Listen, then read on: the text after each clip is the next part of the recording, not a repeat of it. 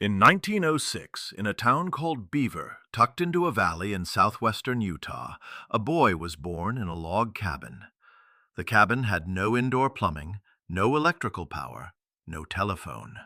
The nearest city was 100 miles away across open desert. The population of Beaver that year was somewhere around 1,800 people. Most of them were farmers. Most of them had never seen a light bulb. The boy's name was Philo Farnsworth. His grandfather, a Mormon pioneer, had built the cabin with his own hands decades earlier. It was a simple structure, the kind that dotted the American West by the thousands. Rough-hewn logs, a dirt floor, a wood-burning stove. There was nothing about this place, nothing about this family, nothing about this moment in history that suggested anything extraordinary was about to begin. And yet, this boy, born into a world without electricity, would grow up to give that world television, the most transformative communication technology since the printing press. A device that would reshape politics, culture, warfare, entertainment, and the very fabric of daily life for billions of human beings. And almost nobody would ever know his name. When Philo was 12 years old, his family moved to a ranch near Rigby, Idaho, a small farming town in Jefferson County. The ranch had something the log cabin in Beaver did not, a Delco electric generator. For a boy who had spent his childhood reading Popular Science magazine by candlelight, this machine was a revelation. He took it apart. He put it back together. He took it apart again. He figured out how it worked at a level that most adults, let alone 12-year-olds, never reach. Within months, he had converted most of his family's household appliances to run on electrical power. He rigged his mother's hand-cranked washing machine to run on the generator. He was not just tinkering, he was teaching himself engineering from first principles, alone, on a farm, in Idaho, in 1918. By the time Farnsworth entered Rigby High School, he had already surpassed his teachers in science and mathematics. He devoured everything the school library had to offer on molecular theory, electrons, and the physics of light. He read about a German inventor named Paul Nipkow, who in 1884 had patented a spinning disk with holes that could mechanically scan an image. This was the state-of-the-art in television research in the early 1920s, a clunky mechanical process that produced a tiny, flickering, nearly unwatchable picture. Engineers at major laboratories around the world were trying to make it work. They were all working on the same basic idea. Spin a disk fast enough, punch enough holes in it, and maybe you can trick the human eye into seeing a moving picture. Farnsworth looked at this and thought, no. All of it, no. The mechanical approach was a dead end. You could not spin a disk fast enough to produce a clear image. The future of television was not mechanical. It was electronic. You needed to capture an image not with holes in a disk, but with a beam of electrons, scanning line by line across a photosensitive surface, converting light into electrical signals that could be transmitted through the air and reassembled on a screen. The entire image, every frame, captured and reproduced electronically without a single moving part. He was 14 years old. He was a farm kid in Idaho, and he had just conceived the fundamental architecture of modern television. The moment that changed everything happened in 1922 in a chemistry classroom at Rigby High School. Farnsworth's teacher, Justin Tolman, noticed that this particular student was not like the others. The boy asked questions that Tolman himself could not answer. One day, Farnsworth stayed after class and asked Tolman if he could explain something. He walked to the chalkboard and began drawing. What he sketched was a diagram of a vacuum tube, what he called an image dissector, that could capture a visual image by converting photons into electrons, line by line, and transmit the resulting signal to a receiver that would reassemble the image on a cathode ray tube screen. He drew the electron gun. He drew the scanning pattern. He drew the receiver, It was, in essence, a complete blueprint for electronic television. Tolman stared at the chalkboard. He had never heard of television. Almost nobody had. The word barely existed. And here was a 15-year-old boy drawing the schematic for one on a high school chalkboard in rural Idaho. Tolman told Farnsworth to keep working. He saved the drawings. Years later, those chalkboard sketches would become the most important evidence in one of the most consequential patent battles in American history.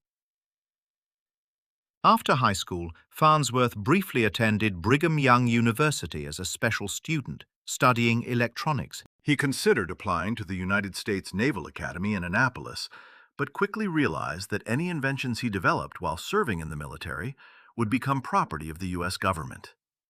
He could not risk losing his television patents to the Navy. So he stayed in Utah, earned a certificate as a radiotrician, and opened a small radio repair business in Salt Lake City. The business failed.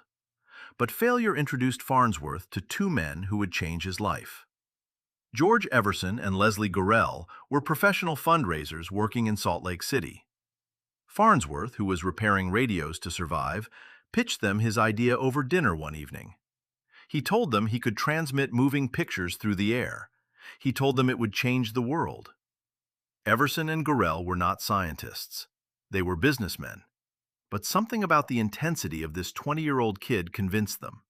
They invested $6,000 and helped Farnsworth establish a laboratory in Los Angeles. When the Los Angeles lab proved too noisy and unstable, they moved to San Francisco. In a small building at 202 Green Street, at the foot of Telegraph Hill, Philo Farnsworth set up the laboratory where television would be born. He was 21 years old.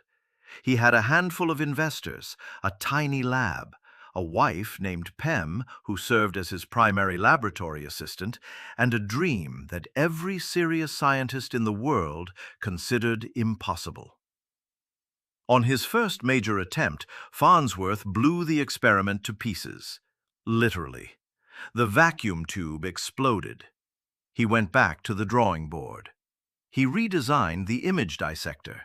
He filed his first patent on January 7, 1927, the first of more than 300 patents he would receive in his lifetime.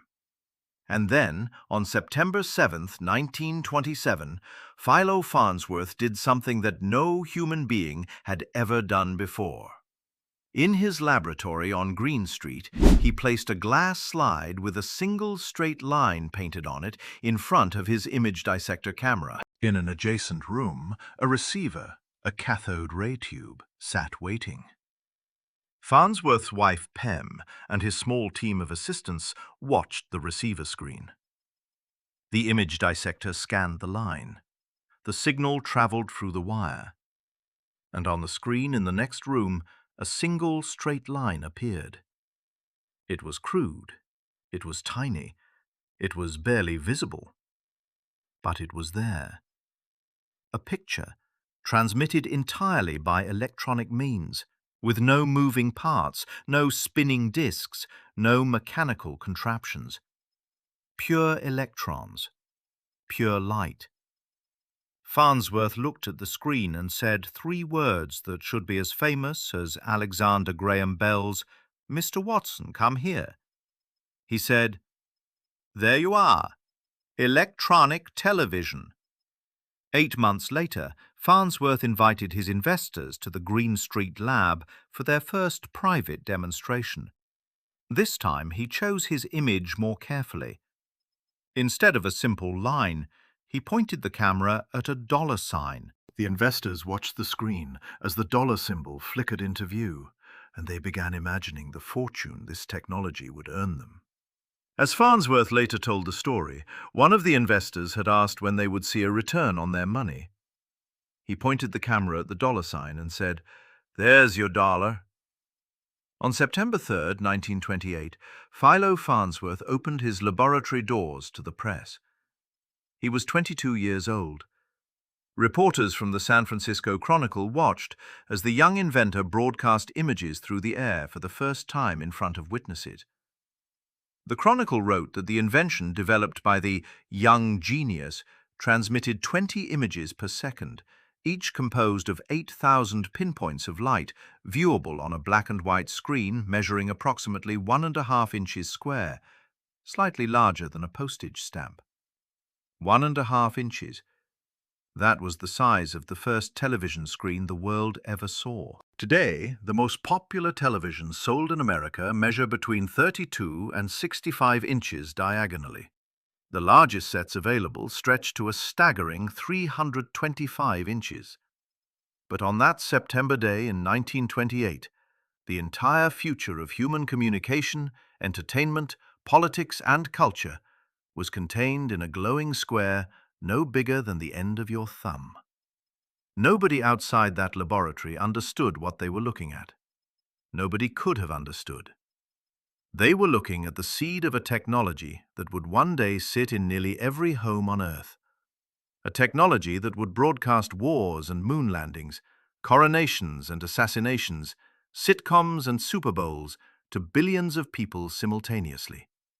A technology that would become so ubiquitous, so woven into daily life, that by the 1970s, more American households would own a television than a telephone, a washing machine, or even indoor plumbing. And the man who made it possible was a 22-year-old college dropout from a log cabin in Utah, working out of a rented lab in San Francisco with a handful of assistants and almost no money.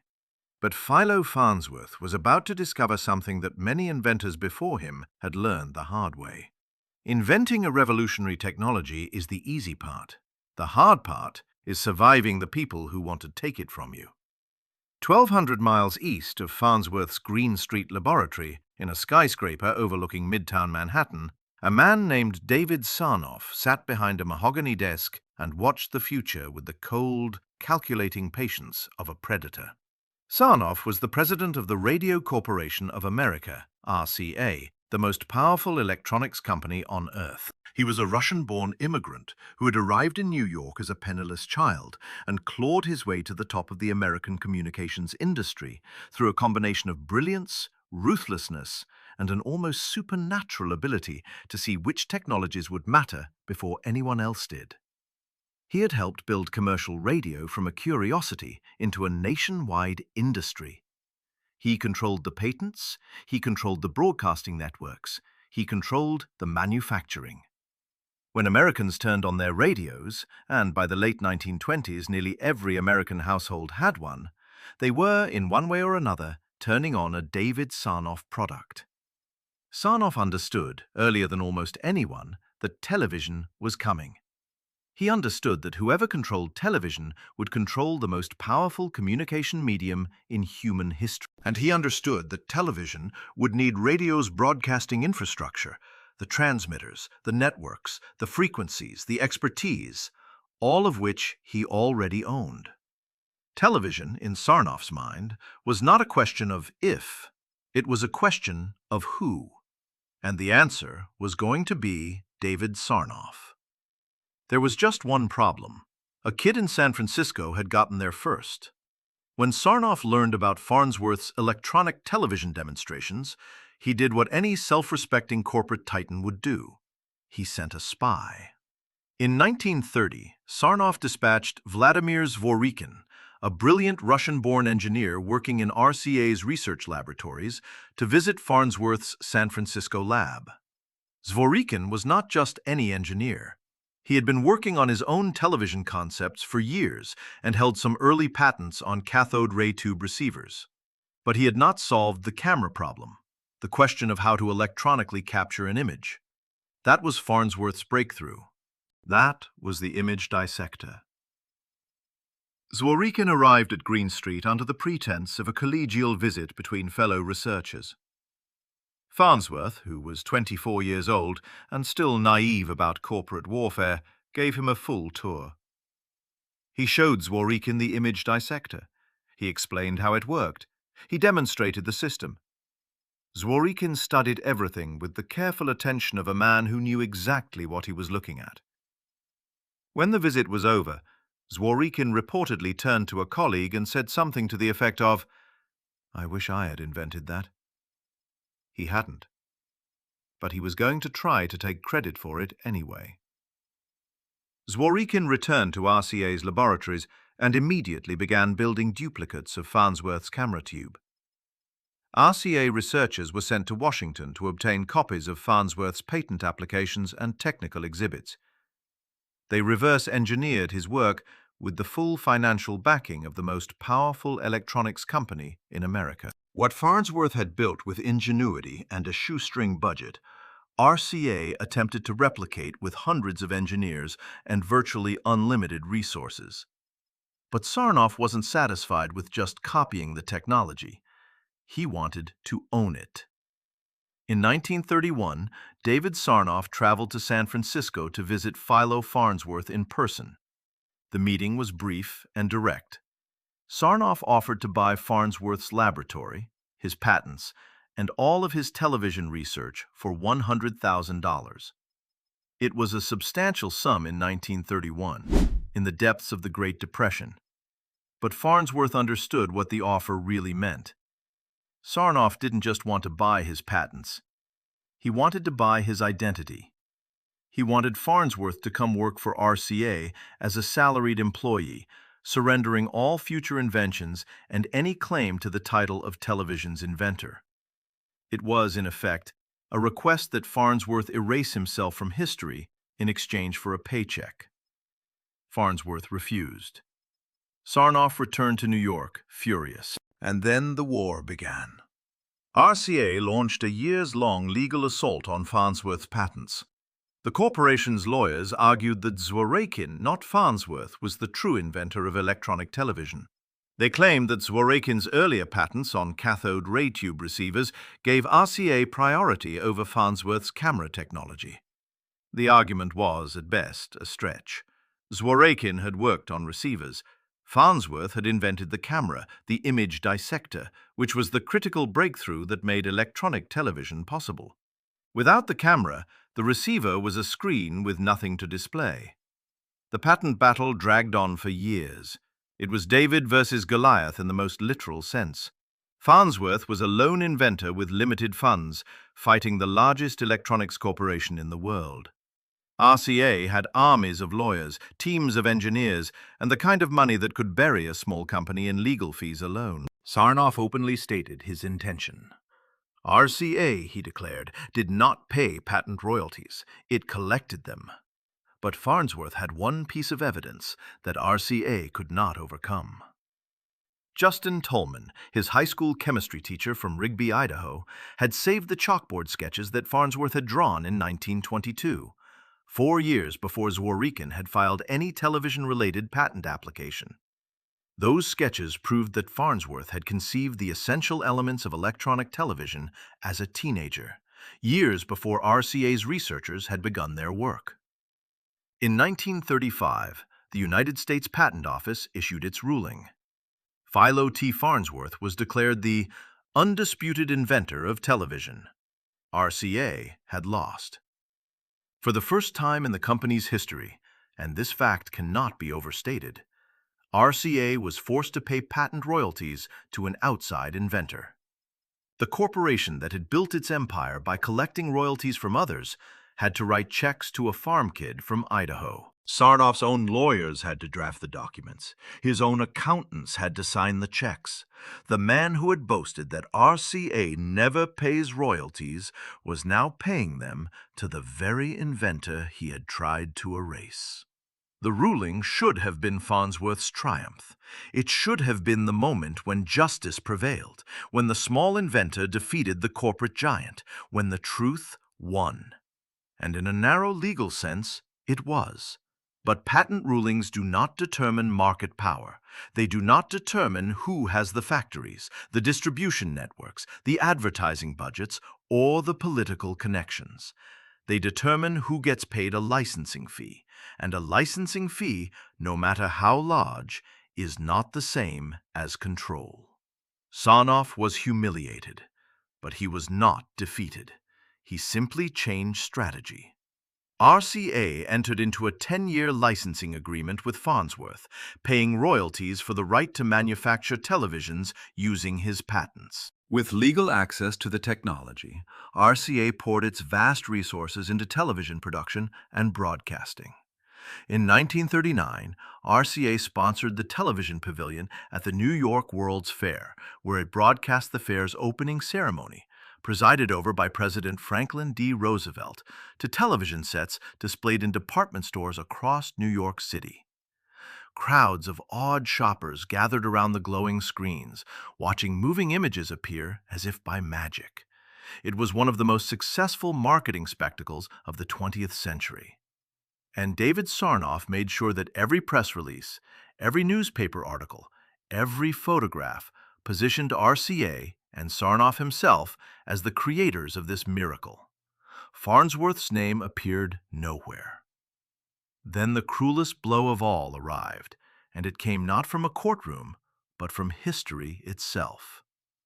On December 7, 1941, Japan attacked Pearl Harbor, and the United States entered World War II. The government immediately halted all consumer electronics research and manufacturing.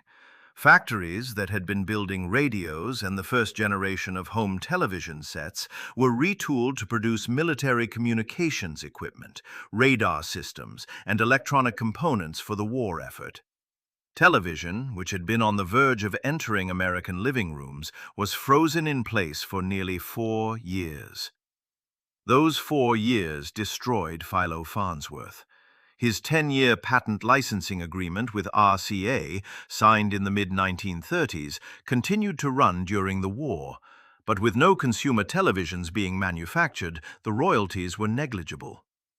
By the time the war ended in 1945 and the nation was ready for the consumer goods buying frenzy that would define the post-war era, Farnsworth's key television patents were approaching expiration.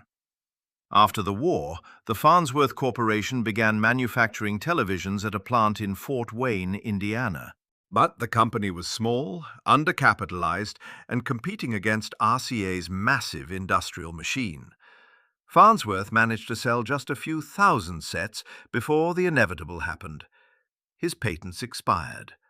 RCA's licensing obligation ended, and the floodgates opened. 3/4 of the television sets sold in the United States during the great post-war boom were manufactured by RCA, royalty-free. The technology that Philo Farnsworth had invented, fought for, bled for, and won in court was now available to his greatest enemy at no cost. Sarnoff's patience had paid off. He had lost the battle, but won the war through the simple, brutal arithmetic of time. In 1950, the Radio and Television Manufacturers Association bestowed upon David Sarnoff the title Father of Television. It was, by any honest measure, a lie. But it was a lie backed by the full weight of corporate power, marketing budgets, and institutional influence. Farnsworth, watching from the margins, had no resources to contest it. In 1951, Philo Farnsworth was forced to sell his company. The man who had invented television could not compete in the industry he had created. While Philo Farnsworth watched his company collapse, the technology he had created was transforming America with a speed and thoroughness that few inventions in human history have matched. In 1950, just 9% of American households owned a television set. The U.S. Census Bureau collected data on television ownership for the first time that year, and of the more than 42 million households that completed the questionnaire, only 5 million reported owning a TV. To put that in perspective, more households had a kitchen sink than a television. More had a mechanical refrigerator. Nearly 40.4 million had a radio, the technology that television was about to devour. 5 years later, in 1955, 65% of American homes had a television. By 1960, that number was 87%. More than 46 million of the nation's 53 million occupied housing units had at least one set. Television had grown so popular that more households owned a TV than an automobile, a telephone, a washing machine, or air conditioning. By 1970, television ownership had reached 95.5%, 60.6 million of the nation's 68.7 million housing units. To put an even finer point on it, in 1970, more American homes had a television than had indoor plumbing. The period from 1948 to 1959 is called the Golden Age of television, and the name is not hyperbole. This was the era when television stopped being a technological curiosity and became the central ritual of American family life. Every evening, millions of families gathered around the glowing screen, often the most expensive single object in their home, and watched together. The shared experience of watching the same program at the same time created a kind of national consciousness that had never existed before. Radio had connected people through sound. Television connected them through sight, sound, and emotion simultaneously. The shows of the Golden Age were not merely entertainment, they were cultural events. Milton Berle was nicknamed Mr. Television because his Texaco Star Theater alone was credited with selling millions of TV sets. I Love Lucy became the most watched program in America. Its episode showing the birth of little Ricky drew more viewers than the inauguration of President Eisenhower the following day. The Twilight Zone, Gunsmoke, Leave It to Beaver. These programs did not just reflect American culture, they created it. And then came the revolution within the revolution: color television. Throughout the 1950s and early 1960s, television was black and white. The images were ghostly, shadowy, often blurry. But in the mid-1960s, the major networks began broadcasting in color, and the effect on the consumer market was seismic. Families that had been perfectly content with their black and white sets suddenly needed to upgrade. A second wave of television purchases swept across the country. By 1972, color sets outsold black and white for the first time. The television industry, which was already enormous, doubled in size. At the center of this industry were the great American television manufacturers, names that defined a generation of living rooms: RCA, Zenith, Magnavox, Admiral, Philco, Motorola, Emerson, Sylvania, Westinghouse. These companies built their televisions in massive factories across the industrial heartland: Fort Wayne, Indiana; Chicago, Illinois; Greenville, Tennessee; Melrose Park, Illinois. Tens of thousands of American workers assembled cathode ray tubes, soldered circuit boards, and packed sets into boxes destined for department stores and appliance dealers from coast to coast. But like so many American manufacturing empires, the television industry was heading for a fall, and the forces that would destroy it were already in motion. Japanese manufacturers, Sony, Panasonic, Toshiba, Sharp, had been studying American television technology since the 1950s. They started by making cheap, small sets for the export market. Nobody in America took them seriously, but the Japanese companies were playing a longer game. They invested heavily in manufacturing efficiency, quality control, and miniaturization. By the 1970s, Japanese televisions were not just cheaper than their American competitors, they were better. The picture quality was superior, the reliability was higher, the designs were sleeker. American consumers, who had been loyal to domestic brands for decades, began switching. One by one, the American TV giants fell. Philco, once so dominant that it outsold RCA, was bought by Ford Motor Company in 1961 and slowly dismantled. Admiral was acquired by Rockwell International and shut down. Magnavox was absorbed by Philips of the Netherlands. Motorola sold its television division entirely. Emerson became a brand name slapped on imported sets. RCA itself, David Sarnoff's mighty empire, was acquired by General Electric in 1986, and its television manufacturing was eventually transferred overseas. The last American television manufacturer standing was Zenith. For decades, Zenith had been the patriotic choice, the company that kept its factories in America when everyone else was leaving. The company's slogan was, "The quality goes in before the name goes on." But by the 1990s, even Zenith could not compete with the tsunami of cheaper, often superior televisions pouring in from Asia. In 1998, Zenith closed its last American factory in Melrose Park, Illinois. In 1999, the company declared bankruptcy and sold its remaining assets to LG Electronics of South Korea. The last American television factory went dark, and an era ended. The irony would have been unbearable for Philo Farnsworth had he lived to see it, but he did not. After selling his company in 1951, Farnsworth did not retire. He could not. The man who had dreamed of the future since childhood was incapable of stopping. He continued conducting electronics research and eventually turned his attention to an even more ambitious goal: controlled nuclear fusion, the holy grail of energy physics.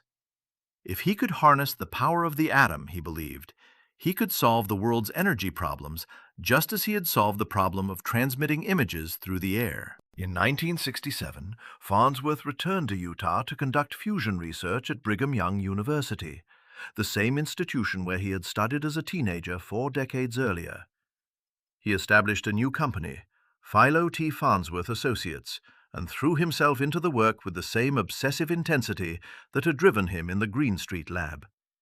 But government contracts were insufficient to keep the company afloat. In 1970, Philo T. Farnsworth Associates went bankrupt. A year later, on March 11, 1971, Philo Taylor Farnsworth died of pneumonia at his home in Holiday, Utah. He was 64 years old. At the time of his death, there were roughly 60 million television sets in American homes. The technology he had invented at the age of 21 was in 95% of the nation's households. His invention had broadcast the moon landing to 600 million viewers worldwide.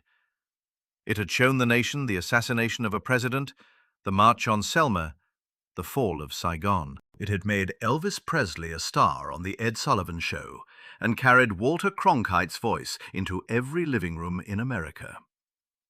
It had changed the outcome of presidential elections, transformed the advertising industry, and created an entirely new form of human culture. And the man who made it all possible died in near obscurity in a small house in Utah, with 165 patents to his name and almost nothing in his bank account. The New York Times ran an obituary. It called him a pioneer in the design of television. A pioneer, not the inventor, not the creator, a pioneer. Even in death, the credit that belonged to Farnsworth was diluted, hedged, qualified. But the story does not end there. Because sometimes history corrects itself in the most unlikely ways. In the late 1980s, a group of schoolchildren in Utah learned that their state had only one of its 2 allotted statues in the National Statuary Hall at the U.S. Capitol Building in Washington, D.C. Every state is permitted 2 statues representing its most distinguished citizens. Utah had 1 empty slot. The children launched a campaign. They wrote letters. They petitioned their representatives. They argued that the second statue should honor Philo T. Farnsworth, the man who had been born in a log cabin in Beaver, Utah, and had given the world television. Congress agreed. On May 2, 1990, a life-size bronze statue of Philo Farnsworth was unveiled in the Capitol. The statue, sculpted by James R. Avati, depicts Farnsworth holding his early television camera tube, the image dissector, the device that had changed the world. His wife, Pem, and their children attended the ceremony. On the base of the statue, carved in stone, are 3 words that David Sarnoff had spent his career trying to claim for himself. The words read, Father of Television. In 2013, the Academy of Television Arts and Sciences inducted Philo Farnsworth into its Hall of Fame, the same Hall of Fame that includes Lucille Ball, Walt Disney, Johnny Carson, Oprah Winfrey, and Walter Cronkite. The honor came 42 years after Farnsworth's death and 86 years after his first successful transmission. Today, nearly every home in the United States, and the majority of homes worldwide, owns at least one television. The screens have grown from 1.5 inches to over 100 inches. The technology has evolved from cathode ray tubes to plasma to LCD to OLED. The images have gone from 8,000 pinpoints of light to millions of pixels in ultra-high definition. Television has merged with the internet, spawned streaming services, created entire ecosystems of content that Farnsworth could never have imagined. But every one of those screens, every single one, traces its lineage back to a single moment. A 21-year-old farm kid from Utah, standing in a rented laboratory on Green Street in San Francisco, watching a single straight line appear on a tiny cathode ray tube, and saying the words, "There you are, electronic television." The log cabin in Beaver is long gone. The Green Street laboratory is marked by a small plaque. The Farnsworth Corporation is a footnote.